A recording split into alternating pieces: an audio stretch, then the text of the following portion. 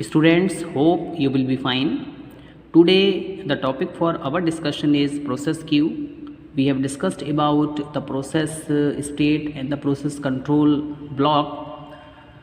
Students, operating system किसी भी process को रन कराने के लिए, किसी भी प्रोसेस को एग्जीक्यूट कराने के लिए बहुत सारी क्यू को मेंटेन्स करता है। ऑपरेटिंग सिस्टम जितनी भी प्रोसेस स्टेट्स होती हैं, प्रोसेस जो स्टेट है वो ये बताती है कि करंटली जो प्रोसेस है वो इस समय उसका क्या स्टेटस है, वो क्या वर्क परफॉर्म कर रही है।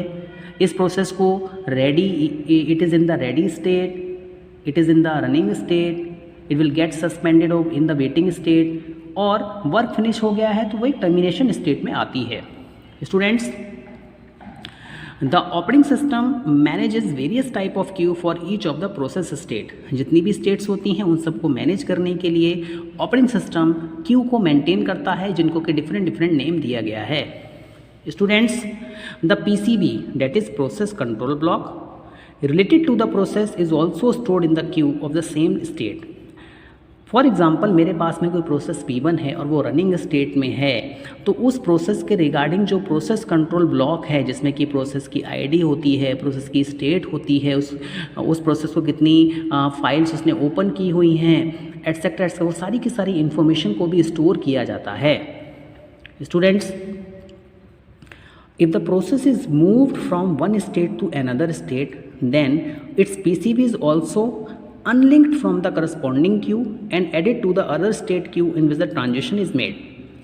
देखिए, यहाँ पर ये बताया गया है कि अगर कोई प्रोसेस रेडी स्टेट से रनिंग स्टेट में जाती है तो जो हमारा प्रोसेस कंट्रोल ब्लॉक है, सबसे पहले उसको रेडी स्टेट से अनलिंक किया जाएगा और उस प्रोसेस कंट्रोल ब्लॉक को लिंक किया जाता है दोबारा रनिंग स्टेट से।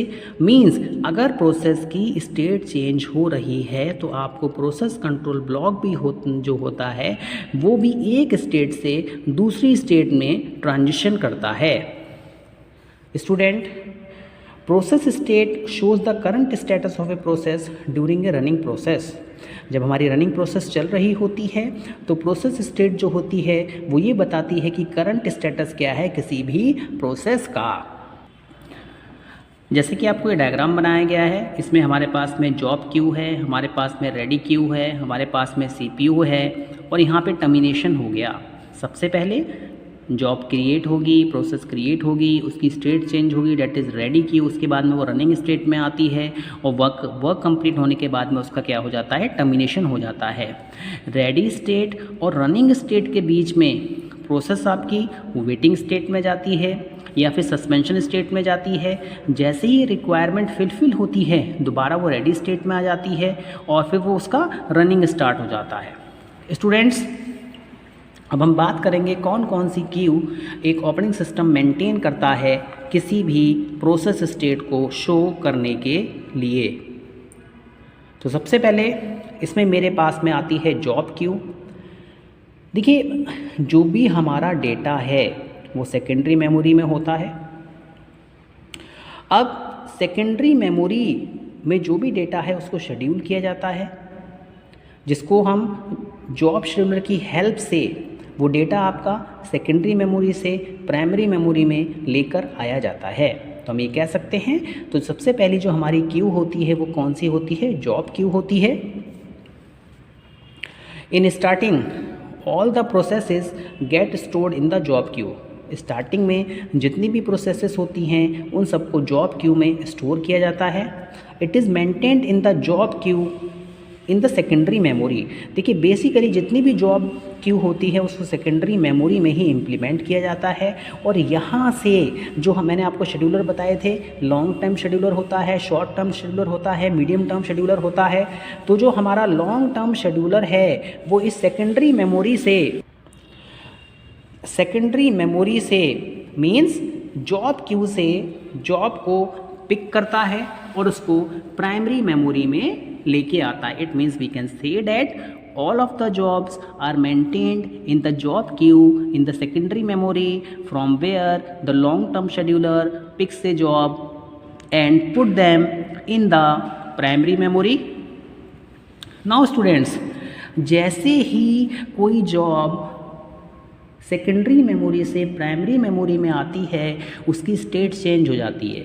मींस पहले वो जॉब क्यू में थी, अब वो रेडी स्टेट में आ गई। तो जितनी भी प्रोसेसेस होती हैं वो रेडी स्टेट में होती हैं, तो उनके लिए रेडी क्यू मेंटेन की जाती है। Ready queue is maintained in the primary memory. Ready queue primary memory में मेंटेन की जाती है। अब यहाँ पर the short term scheduler picks the job from the ready Q.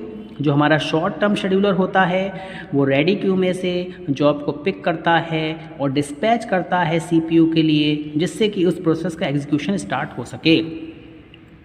Student, जैसा कि मैंने आपको बताया, लॉन्ग टर्म शेड्यूलर का जो बेसिक वर्क है वो ये है कि सेकेंडरी मेमोरी से जॉब को पिक करना, जॉब क्यू में से जॉब को पिक करना, सिलेक्ट करना with the help of scheduling algorithm, उसको प्राइमरी मेमोरी में लेके आना। अब प्राइमरी मेमोरी में जब कोई प्रोसेस आती है तो वो रेडी स्टेट में होती है। यहाँ पर बहुत सारी प्रोसेसेस को रेडी स्टेट में मेंटेन किया जाता है और यहाँ पर भी किसी शेड्यूलिंग एल्गोरिथम के थ्रू, जैसा कि शॉर्ट टर्म शेड्यूलर है, शॉर्ट टर्म शेड्यूलर की हेल्प से रेडी क्यू में से प्रोसेस को सिलेक्ट करके सीपीयू को डिस्पैच किया जाता है। मींस सीपीयू का टाइम रेडी क्यू में किसी भी प्रोसेस को दिया जा सकता है। मींस यहाँ पर नेक्स्ट स्टूडेंट्स, मींस जो रेडी क्यू में से प्रोसेस सीपीयू एग्जीक्यूशन स्टार्ट करेगा, यहाँ पे स्टेट चेंज हो जाएगी, वो प्रोसेस रेडी क्यू में से रनिंग स्टेट में आ जाती है। नाउ जो थर्ड क्यू मेंटेन करता है आपको ऑपरेटिंग सिस्टम, वो होता है हमारा वेटिंग क्यू। देखिए कभी कभी क्या होता है, किसी प्रोसेस को किसी इनपुट आउटपुट ऑपरेशन की ज़रूरत है।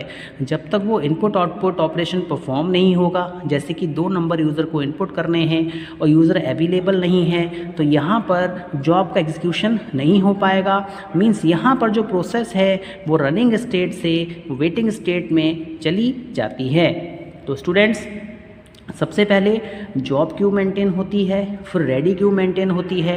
रेडी क्यू मेंटेन होने के बाद में रनिंग स्टेट आती है, उसके बाद में हमारे पास में वेटिंग क्यू आती है। अगर किसी प्रोसेस का सस्पेंशन होता है या फिर किसी प्रोसेस को इनपुट आउटपुट की रिक्वायरमेंट है। स्टूडेंट्स,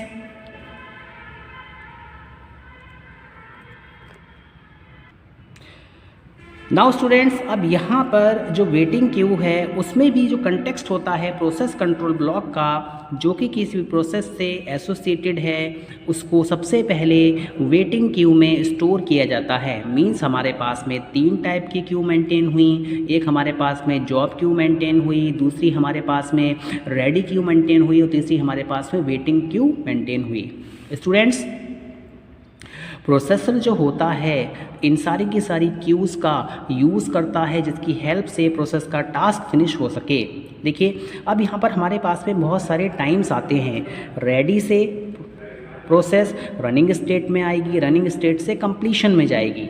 तो रेडी स्टेट से रनिंग स्टेट में आने में जितना टाइम लगा वो क्या कहलाता है, वेटिंग टाइम कहलाता है।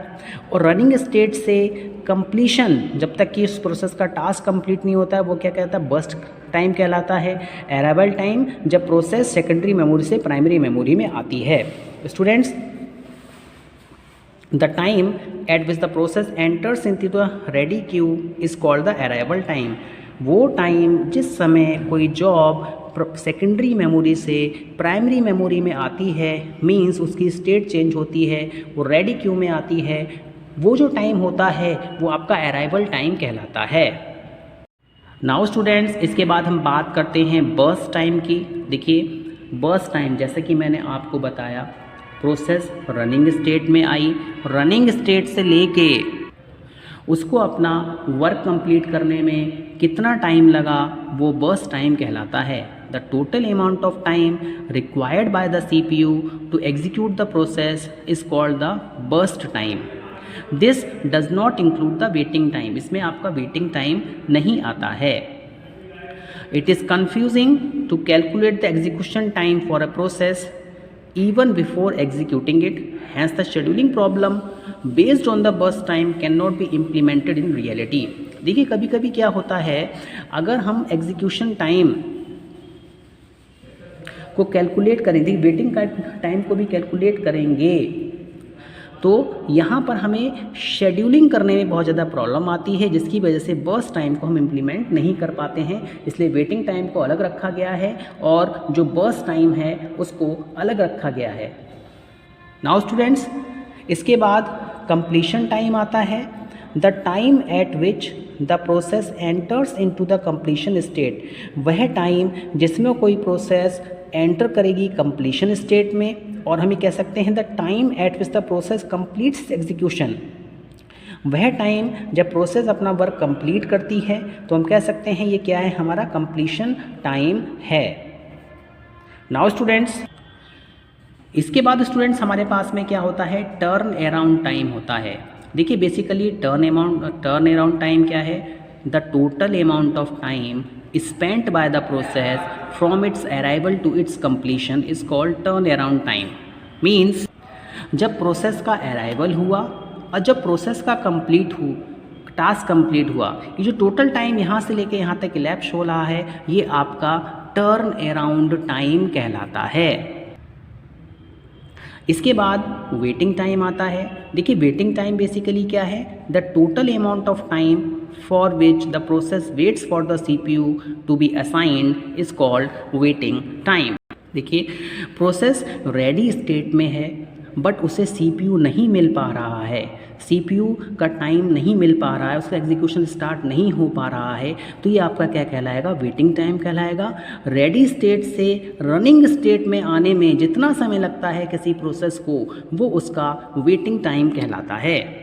रिस्पॉन्स टाइम, अराइवल टाइम और time at which the process first gets the CPU is called response time. यानी कि प्रोसेस जॉब क्यू से रेडी क्यू में आई और रेडी क्यू से रनिंग स्टेट में गई, तो यहाँ पे जितना टाइम लगा वो हमारा रिस्पॉन्स टाइम कहलाएगा। देखिए रिस्पॉन्स टाइम और वेटिंग टाइम में डिफरेंस है। यहाँ पर हम डिफरेंस कैलकुलेट नहीं कर रहे हैं वेटिंग टाइम में, बट यहाँ पे क्या हो रहा है, डिफरेंस कैलकुलेट हो रहा है। तो students, hope you understood this lecture. Thank you very much.